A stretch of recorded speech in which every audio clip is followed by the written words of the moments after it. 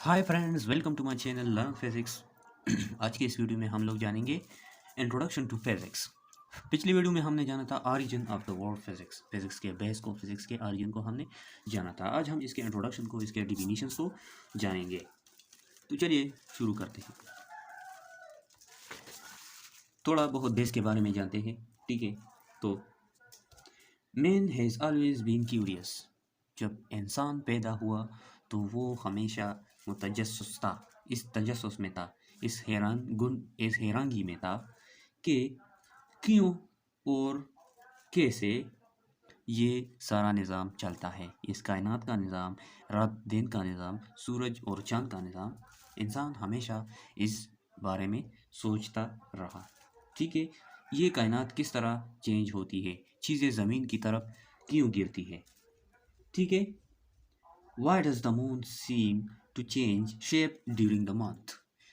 महीना जब गुजरता है या दिन जब गुजरते हैं तो चाँद जो है इसके शेप्स क्यों बदलते रहते हैं, ठीक है। चाँद कभी इस तरह होती है, कभी इस तरह होती है, ठीक है, कभी इस तरह होती है।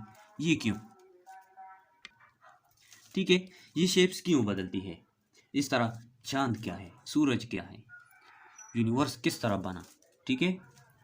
Some part of the day, दिन के कुछ अवकात में सूरज वहाँ होता है, फिर वहाँ होता है, ठीक है। ये सब क्यों होता है, ठीक है। वाई, व्हाट आर क्लाउड्स, बादल क्या है, हाउ दे आर फॉर्म्ड, बादल कैसे बने, ठीक है। इन तमाम सवालों के जवाब हमें कौन देता है, फिज़िक्स, ठीक है। तो इंसान चूंकि क्यूरियस है, मुतजस्सिस है, तो इसने कायनात के कवानीन को दरियाफ्त किया, कायनात के कवानीन को डिस्कवर किया, ठीक है। इस तरह बहुत से साइंटिस्ट, पिछली वीडियो में मैंने तकरीबन बहुत से साइंटिस्ट के बारे में बताया था कि किस साइंटिस्ट ने किस चीज़ पर स्टडी किया, किस चीज़ पर तजुर्बात किए और दुनिया को इसके बारे में मालूमात फराहम किए, ठीक है। अच्छा, जो सवालात मैंने बयान किए, ठीक है, इन सारे सवालात के जवाबात को ढूंढने के लिए इंसान ने बहुत कुछ पेश किए, ठीक है। और जो इल्म इन सवालात के जवाबात को फाइंड करने के लिए इंसान मुख्तलिफ तजुर्बात और मुशाहिदात करता है और एक इल्म हासिल करता है, इसको हम कहते हैं साइंस, ठीक है, साइंस। जब साइंस वजूद में आया तो चूंकि ये जो हमारा कायनात है, हम जिस कायनात में रहते हैं, इसमें दो मेन अक़साम है मखलूक़ात। इस कायनात के दो मेन ब्रांचेस हम कहेंगे, ठीक है, और दो मेन पार्ट्स है, ठीक है। एक इस कायनात में दो किस्म की चीज़ें हैं, क्या, non living things, non living things और लिविंग थिंग्स, ठीक है।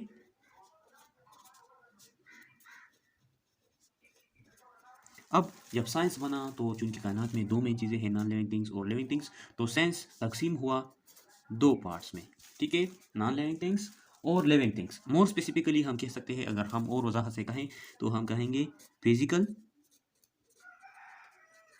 थिंग्स, इनको हम फिजिकल थिंग्स भी कहते हैं, और बायोलॉजिकल, इसको हम बायोलॉजिकल, नॉन लिविंग थिंग्स को हम बायोलॉजिकल कहेंगे,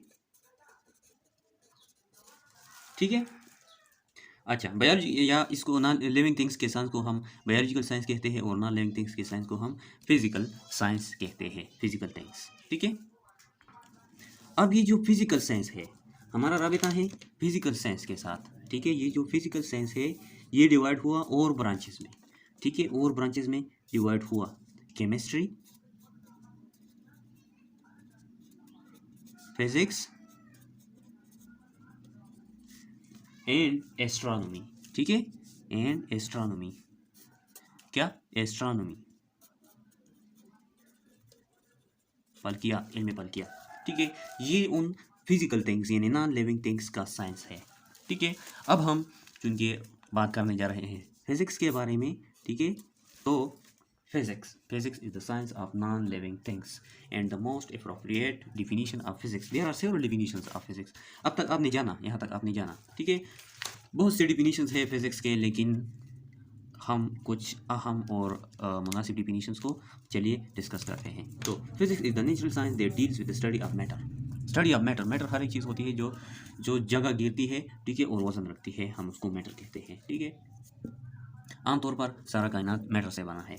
एंड इट्स बिहेवियर, मैटर का बिहेवियर क्या है, ठीक है। एंड रिलेटेड एंटाइटीज, और भी बहुत से रिलेटेड टर्म्स है, एनर्जी एंड फोर्स वगैरह, हम इनका मुतालिया करते हैं। It is one of the oldest natural sciences, physics जो है ये one of the oldest natural sciences में से है। अब साइंस, ये इसके बारे में तो आपने जाना, साइंस दो ब्रांचेज में तकसीम हुआ है, ठीक है, क्योंकि कायनात दो चीज़ों पर मुश्तमिल है, लिविंग थिंग्स और नॉन लिविंग थिंग्स, ठीक है। नॉन लिविंग थिंग्स को के साइंस को हम फिजिकल साइंस भी कहते हैं, और इनके साइंस को हम बायोलॉजिकल साइंस भी कहते हैं। यहाँ तक आपने जाना, ठीक है। अब फिजिक्स के डिफिनीशन को चलिए पढ़ते हैं। तो that is a great definition, बहुत से साइंटिस्ट्स, बहुत से स्कॉलर्स, फिजिक्स के स्कॉलर्स इस पर अग्री हुए हैं, इस डिफिनीशन पर। That is physics is the branch of science, physics science की वो शाख है। They deals with the study of matter, मादा, मैटर का मतलब है मादा, ठीक है, उर्दू में हम मादा कहते हैं। Energy, the ability to do work is called energy, ठीक है। फर्ज करें ये एक बॉडी है जिसका मास है m, इस पर हम फोर्स लगाते हैं F, ठीक है। तो इस पर ये जो डिस्टेंस कवर करता है तो इस पर वर्क होता है, ठीक है।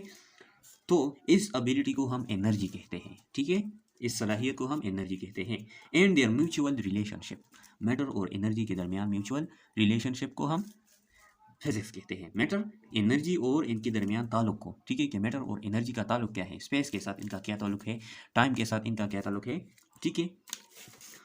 बाज़ लोग कहते हैं कि ये फिज़िक्स जो है स्टडी है, मुतालिया है नेचर का, ठीक है। बाज़ लोग कहते हैं कि ये स्टडी ऑफ नेचर है, स्टडी ऑफ नेचर। फिज़िक्स चूँकि वाइड स्कोप रखता है, बहुत ही वसीह सब्जेक्ट है, तो इसके बहुत से डिफिनीशन हो सकते हैं, लेकिन मैंने कहा कि ये द मोस्ट अप्रोप्रिएट डिफिनीशन है, ठीक है। अगली वीडियो में हम लोग जानेंगे ब्रांचेस ऑफ फिज़िक्स के बारे में, क्योंकि फ़िज़िक्स एक बहुत ही वसीह व गलीज़ सब्जेक्ट है। स्मॉलेस्ट पार्टिकल यानी इलेक्ट्रॉन्स, प्रोटॉन, न्यूट्रॉन से लेकर, ठीक है, मॉलिक्यूल्स से लेकर यूनिवर्सेस को कवर करता है फिज़िक्स का सब्जेक्ट। तो इस वजह से फिज़िक्स को बहुत से ब्रांचेस में तकसीम किया गया है। मेन ब्रांचेस को हम जानेंगे इंशाल्लाह अगली वीडियो में। तब तक के लिए खुश रहे। ये वीडियो देखने के लिए थैंक यू सो मच।